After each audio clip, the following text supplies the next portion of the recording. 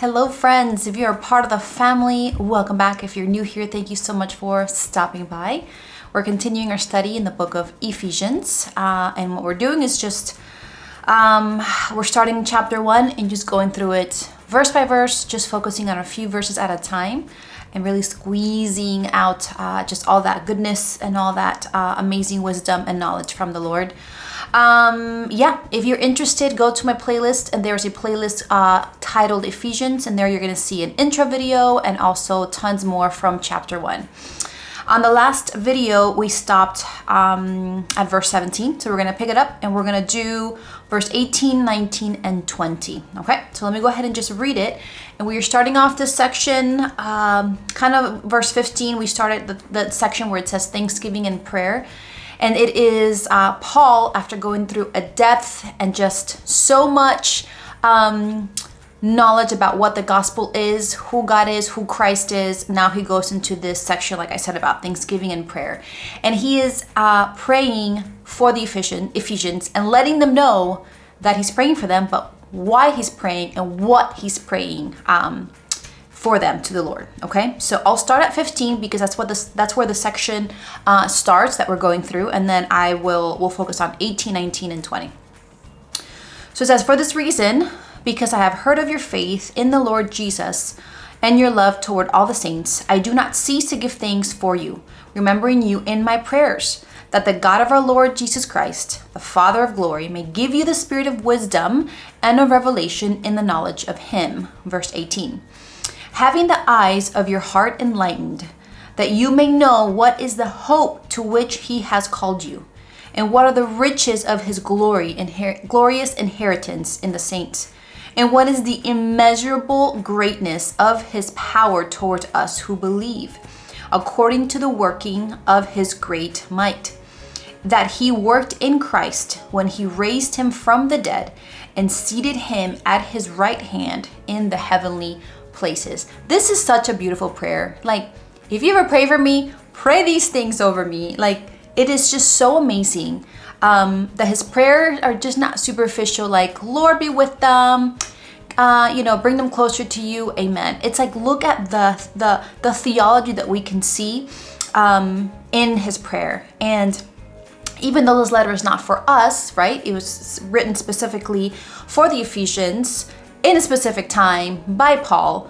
We can read this, and I feel like I can totally copy this prayer, not for the sense of just copy, but it's just because it is just so amazing and profound what it is that he is praying to God for the Ephesians. Okay, so we're gonna go through verse 18. So this passage right here is a powerful passage where Paul prays for the spiritual enlightenment of the believers in Ephesus. Okay, and so I'm looking at the word enlightenment and I'm like, okay, what does that mean? I looked it up in the dictionary. Enlightenment means to be aware, in the know, plugged in, well informed. So he's like, I'm praying for you guys these things so you guys could be reminded, right? Because they are believers, reminded of all of this amazing truth, amazing facts about who you are in Christ. And I love he just explains it and describes it so beautifully. Okay, so in this section, Paul prays that the eyes of the Ephesian believers' hearts may be enlightened to 3 realities. I love that phrase, that their hearts, the eyes of their hearts can be enlightened. Like, I want to pray that over people. I want people to pray that over me, that the eyes of my heart can be enlightened. Okay, so key points here. The first one is that we read in the first verse. It says the hope of God's calling. So Paul desires that the Ephesians understand the hope they have in Christ. This hope refers to the eternal life and inheritance promised to believers, grounded in God's sovereign call to salvation. It is a call that is not based on human effort, but on God's grace and purpose. So right off the bat, he's like, just remember your calling, the hope that we have in God's calling, of God's grace and purpose, continuing to put their eyes right on the eternal, on this truth of who they are, on the spiritual, on the heavenly. Okay. The second one is the riches of his glorious inheritance in the saints. So Paul prays that they comprehend the immeasurable wealth that comes from belonging to Christ. If I'm going through something, if I'm going through a valley, if I'm going through hardship, or just everyday hardship, every day, maybe I had a bad day, or if I'm going through a really deep valley, these are the truths that are going to encourage me. These are the truths that are going to help me not power through it, but just to look up away from my situation, knowing who God is, knowing who I am, keeping my eyes on the eternal, on the heavenly. Like that's where our hope comes from. Not from anything that we can see, not from anything in this world, and specifically through the situation that I'm going through, I'm able to see past that, right? Because of these truths. So I love this. So the immeasurable wealth that comes from belonging in Christ. The inheritance here is both the believer's possession in Christ and the inheritance that Christ will receive through the redemption of his people. This inheritance is not material, but spiritual, eternal, and secure, showing the value God places on his saints. So we are valuable because of this immeasurable, incorruptible inheritance we have in Christ. Number 3 is the power of God.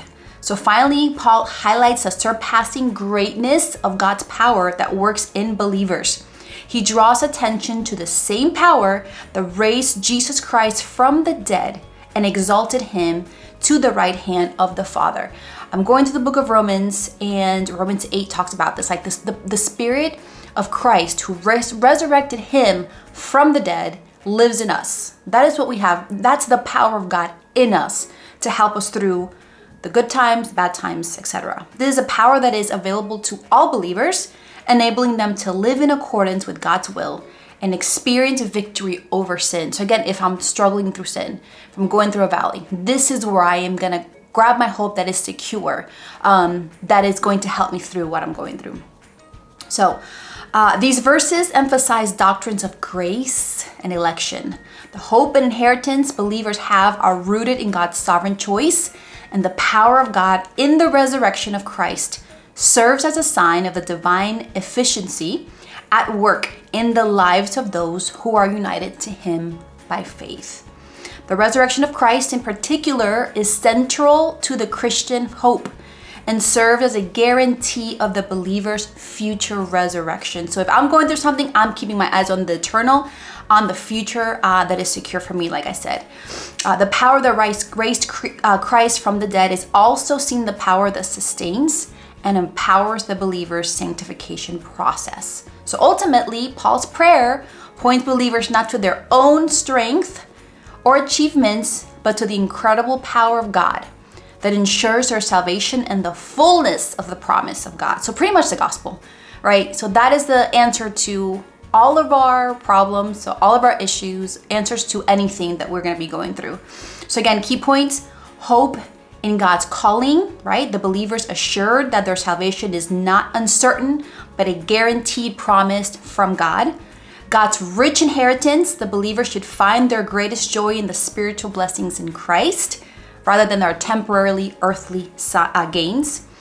And power for Christian living. So the same power that raised Christ from the dead is available to believers, enabling us to live out their faith, or our faith, in a fallen world.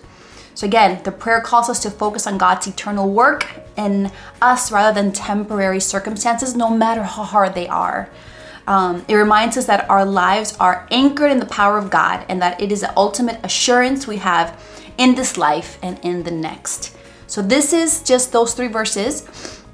And again, what Paul is praying for the Ephesians. Again, if you want to pray for me, pray for these things. And I pray for these things for you all and for myself. I may be copying them and saying, I'm going to be praying for the eyes of your heart to be enlightened, and the hope of God's calling and his immeasurable richness and all that amazing truths. So, all right, guys, so that's about it. If you want to join our family, go ahead and hit that subscription button and the notification bell so you get notified every time I upload a new video.